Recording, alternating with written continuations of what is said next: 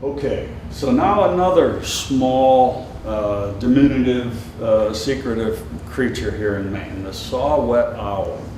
We actually have 10 species of owls that breed in Maine. These guys are the smallest, and they're nearly the smallest owl in North America. There's another one called the pygmy owl that's about the size of a pine cone. These guys about 7-8 inches. And fascinating little birds. They are, like all the owls, nocturnal, primarily nocturnal, and not a creature that you see very often. The wingspan is 20 inches on a 7-inch bird, so that tells you that these are very powerful flyers, and they have incredible skills at maneuvering, considering they're normally hunting at night. Now I want to play the sound of a saw-whet owl for you. You may have heard them in the past. If you haven't seen one, you might not have known what it was you were listening to.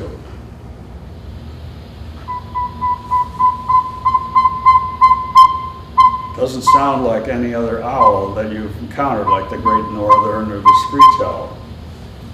But they will do that starting in March, sometimes right into July. And they'll do it for hours on end, looking for female companionship.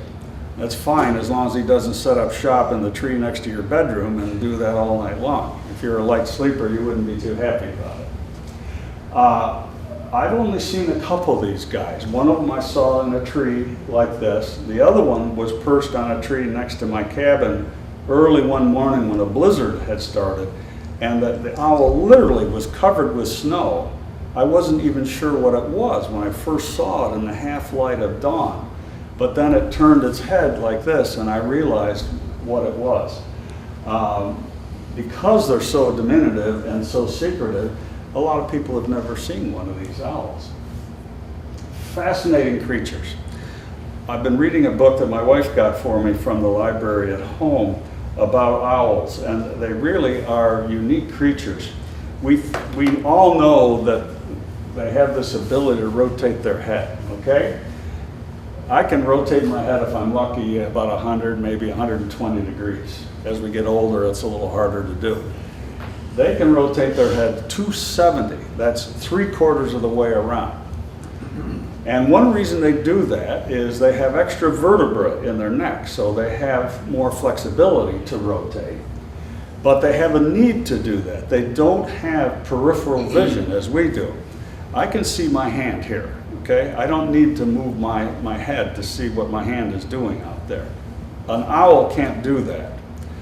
Our eyes are essentially circular, oblong shape, but they're circular, and we can rotate our eyes and see up, down, left, right.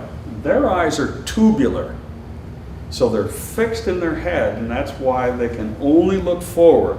So an owl that wants to see here has to turn his head, but it gives them very good binocular vision because of the shape of that eye. They have a very high number of rods. Okay, we have rods in our eyes, and that's what gives them night vision. An owl can hunt in pitch blackness. They also have exceptional hearing. And one of the interesting things about most owls, not all of them I guess, their ears are offset.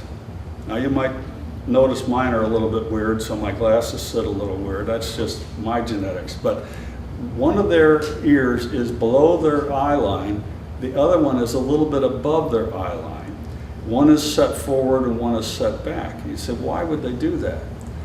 When sound comes to their ears and their face, which is fairly flat, the difference in the arrival time of that sound allows them to triangulate very accurately with their eyesight where the prey is. So if they hear a mouse rustling in the leaves over there, they can zero in on it very precisely, and even in pitch black, fly over there and catch that mouse for dinner.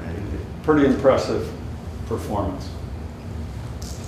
They're fantastic hunters and capable of taking creatures bigger than they are. Unfortunately, they go after our little northern flying squirrels, which are also nocturnal. But they'll take birds, they'll take rodents, and things of that sort. And you know, if it weren't for owls, we'd have a lot more small mammals around, like the voles and the mice and so on, that can be problematic in some areas. This is a picture of a couple juveniles, illustrating for you again that pretty impressive ability to turn their necks.